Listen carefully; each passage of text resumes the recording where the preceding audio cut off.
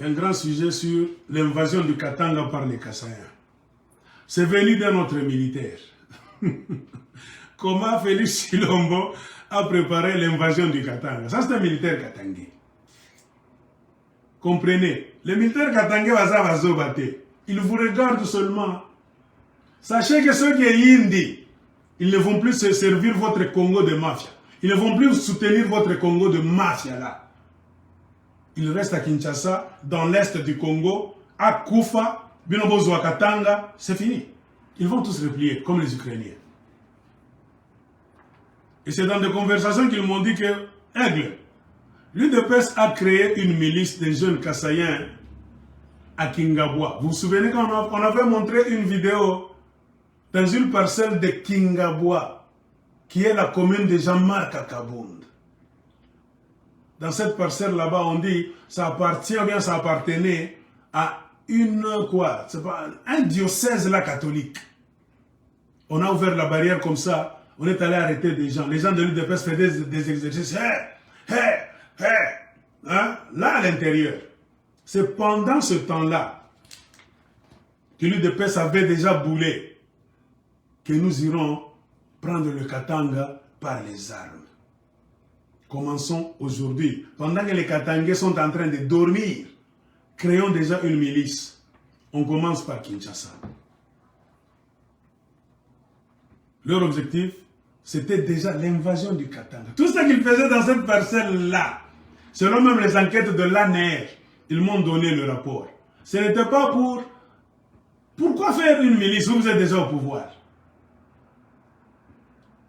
C'était pour amener ces miliciens-là au Katanga. Faire ce qu'ils sont en train de vous faire aujourd'hui. Après avoir infiltré le Katanga, maintenant ils veulent vous faire asseoir le Golaba Imba, Bibumbafu. Non, tout ça va Congolais. Bon, on va pas nous dire les membres Congolais. Va toquer d'abord botte. Sortez d'abord vous tous du Katanga et puis Tokofanda pour que tous les Congolais encore. Pour que nous sachions qui viendra au Katanga et qui ne viendra pas. Agresser les Katangais et les faire taire pour voler les minéraux, les vendre, devenir riche, raffermir son pouvoir et s'imposer au Katanga et alimenter un conflit, une guerre perpétuelle entre les Katangais et les Kasaïens. Guerre qui va bien sûr distraire et affaiblir les Katangais. Et avec le temps, c'est Félix Tshilombo qui a mis tout ça en place. Qu'est-ce que Félix Tshilombo ferait? Il remplirait le Katanga des Kasaïens. Et la guerre entre ces deux peuples aura des dimensions incontrôlables. Et avec le temps, les Kasaïens réussiront à s'infiltrer et rester au Katanga par la force. Comme il y aura maintenant conflit au Katanga entre les Katangais et les Kasaïens, comme au Rwanda et au Burundi, il y a toujours un conflit récurrent entre les Tutsis et les Hutus. Tshilombo, il est au pied, c'est l'élève de Museveni et de Kagame. Donc c'est Kagame et Museveni qui lui ont donné ce truc. Pour rester au pouvoir, comme ils ne t'aiment pas, aux autres ça ne rien. Mais il y a quand même lieu d'être malin, de rester au pouvoir par l'astuce et la force. Il faut t'imposer. Avant de t'imposer, entre d'abord dans la province la plus riche de Katanga. Envahissez cette province. Infiltrez-vous. Comme nous les Tutsis, nous nous infiltrons d'abord avant de commencer une guerre à l'intérieur.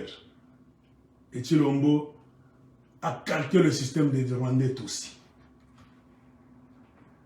Souvenez-vous, Félix avait un jour dit qu'il voulait fabriquer des millionnaires au Congo. Oui, il est effectivement en train de créer des millionnaires kasaïens qu'il envoie au Katanga. Quand Félix avait parlé de créer des millionnaires au Congo, non, ce n'est pas tous les Congolais. Dans sa tête, il allait créer des millionnaires kasaïens. Où est-ce qu'ils allaient avoir des millions? Dans d'autres pays, l'État donne des subventions aux entrepreneurs qui ont des idées pour mettre en place quelque chose. Mais dans le plan de Félix Tshisekedi, c'est envoyer les Kasaïens au Katanga, s'approprier les mines, voler l'argent et devenir millionnaire. C'était ça le début des Kasaïens millionnaires sous le régime de Félix Tshilombo. Et c'est ce qu'il est en train de faire au Katanga. Il avait déjà planifié d'envoyer les Kassaïens d'entrer dans les mines, trafic à la douane, dans l'administration. Comprenez l'invasion des Kassaïens au Katanga. Ils se sont appropriés les mines, les douanes là-bas. C'est maintenant les Kassaïens qui contrôlent les douanes de Kasumbalesa, même dans l'administration. Sans honte, si l'on est en train de bousculer les Katangais dans des sociétés au Katanga, partout, laissez les places aux Kassaïens. Devenez millionnaires au Katanga. Mais les leaders katangais, idiots, peut-être ensorcelés, corrompus jusqu'à la moelle épinière, ne voyaient pas cette histoire venir.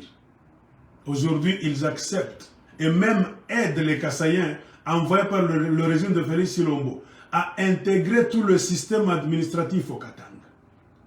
Regardez ce qui est en train de se passer au Katanga aujourd'hui. Les Kassaïens ont commencé leur boule. Maintenant, qui est en train de faciliter l'invasion et l'occupation du Katanga? Ce sont des Katangais. Je ne sais pas si je mens. Ce sont les Katangais. Regardez le gouvernement provincial. Ils veulent prendre contrôle du gouvernement, des gouvernements provinciaux du Grand Katanga, même être des conseillers dans des provinces qui font le Grand Katanga.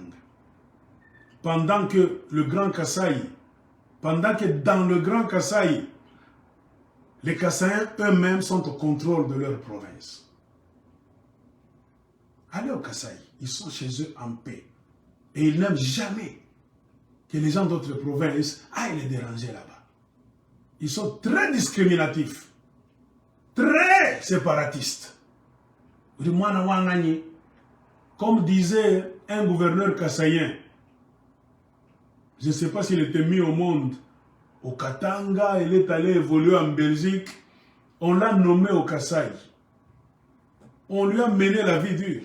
Un Kassaïen chez lui. Parce qu'il avait la philosophie de l'Europe, du Katanga là-bas, tout ça. Il voulait ouvrir le Kasaï à tout le monde. Et on l'a mené la vie dure. Dans une interview avec qui? Jean-Marie Kassamba. Qu'est-ce que ce gouverneur disait là-bas? Nous sommes des tribalistes, nous les Kassaïens. Un enfant au Kasaï, quand tu entres dans un village, une ville du Kasaï, la première chose qu'on va te demander, tu viens d'où? Tu es d'où, toi? Tout Kassaïen doit te demander ça en Kikasaï. Et puis il ne tolère pas, au nom du Congo, que tu puisses parler d'autres langues. Non, il te parle en Kikasaï, c'est comme si automatiquement tu es Kassaïen toi aussi. Même quand tu prends une femme en mariage, toi Kassaïen, tu l'amènes au Kasaï, on va l'amener, on va lui mener la vie dure, ta femme. Le fait d'être une femme congolaise, qui n'est pas kassaïenne, amène-la en Boujima, ici moi je mens, selon les propos de ce gouverneur-là, ancien gouverneur du Kasaï, fils de Kasaï. Le fait de ne pas être femme Moulouba, kassaïenne, fini. On la déteste catégoriquement par le père, les mères de l'homme, les grands frères, même les sœurs de la famille, fini. Même si tu es une bonne femme, jolie femme, tu vas tout faire pour t'agenouiller, être poli. Jamais. Parce que tu es d'une autre province. Fini. Leur cerveau se ferme. Pas de négociation. Mais ils veulent venir au Katanga, la bango va porte. Nous allons vous avoir toujours dans votre propre piège. Chez eux, ils contrôlent leur province. Mais, au-dessus de cette union de façade entre les Kassaïens, il y a une forte discrimination et guerre une guerre à basse intensité entre les gens de Mbujimaï et de Kananga. Entre les clans. C'est pourquoi au Kasaï, il y a trop de guerres. On ne parle même pas de ces guerres là-bas. Il y a les Benatel qui se battent avec les Bakwatel. Et plusieurs fois, ces Bena et ces Bakwa se battent pourquoi? Pour le contrôle des terres. Le grand problème au Kasaï, c'est le contrôle des terres. Il y a une guerre chaque fois au Kasaï entre les Benachos et les Bakwachos. Ils ne se battent pas pour autre chose, pour le contrôle de terre. Et au moment où je suis en train de parler, le 14, nous sommes au mois d'avril, hein? Ce 14 avril, il y a eu guerre au Kasaï. La RTNC ne nous a pas parlé de cette histoire. Donc l'essentiel c'est quoi? Bakwa Shimba et les Bakwa choses là se sont battus le 14, un jeudi de la semaine passée. Et ce n'est pas la première fois. Ils s'étaient encore battus, c'est pas il y a une année et demie. Il y a des conflits de terre au Kasaï. Comprenez pourquoi les gens qui chez eux ont des conflits de terre. Mais là, quand ils se transportent au Katanga, ils vont amener ce conflit de terre, comme les Banyamulenge. Les Kassaïens, là, s'ils restent au Katanga, nous fermons les yeux au nom de la congolité, selon leur plan de nous attaquer par les armes ou bien les élections. Ils vont s'infiltrer dans la Katanganité, c'est fini. Le jour où vous allez leur dire, rentrez chez vous, ça sera comme l'histoire de Banyamulenge. D'abord, leur langage a changé. Ils nous parlent de Ilungambidi, nous sommes tous des Katangais. Le Katanga a commencé là-bas par la Zambie, aller jusqu'à Mbujima. Ils créent maintenant des histoires. Donc, Katangais, protégez-vous. Le loup est dans la bergerie. Donc, il n'y a pas moyen que je vous lise cette histoire. Je vais vous parler de quoi? D'abord, le Kasaï, c'est une terre de conflit pour les terres. Et puis le Grand Kasaï,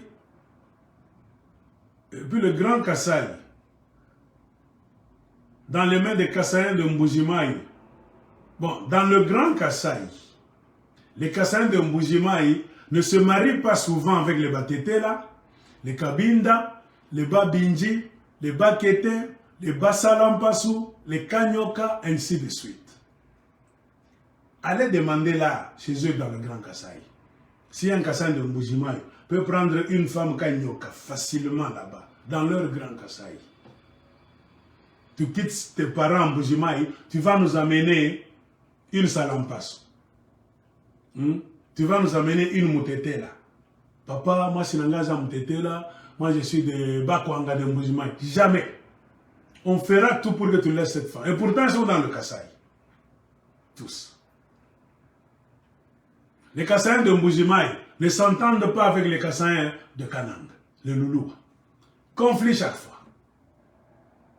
Et quand on a distribué des postes dans le régime de Tshisekedi, si vous ne le savez pas, on a distribué beaucoup de postes du côté de Mbujimaï. Et s'il y a des défections, les gens qui quittent l'Union sacrée pour la nation, si vous ne le savez pas, c'est sur base de l'injustice tribale dans le Grand Kasaï même. Et remarquez que beaucoup de gens qui ont fait la défection, qui ont quitté l'Union sacrée pour la nation, ce sont les Kassaïens de Kanang, les Loulous surtout. Car dans donc, la division, le partage de postes, ce ne sont que les Mbujimaïens de ce Tshisekedi. Les Machamoumènes, ce sont les gens de Mbujimaï qui ont tout pris. Il y a même d'autres qui poussent plus loin pour dire que le François Beya, s'il est dans des problèmes avec un faux coup d'État, c'est un complot. Parce que François Beya est de Kanang. François Beya, c'est un loulou, le monsieur chargé de la sécurité. Ce sont les gens de Mbujimaï qui se sont concertés. Non. Nous, avec les loulous, nous ne nous entendons pas. Pourquoi au Tikié Awa, il peut te décevoir un jour, va créer boule, faux coup d'État. Donc j'avais parlé dans une vidéo le 14 décembre 2021. Tout ça c'était pour mettre François Beya de côté, dans leur Grand Kasaï là-bas. Parce que François Beya n'est pas de Mbujimaï, il est de Kananga, il est Loulou. On a mis les bandes à Massal. Et aujourd'hui, quand vous suivez très bien, François Beya là est remplacé par qui? Gilbert Kankonde. Et Gilbert Kankonde, c'est qui?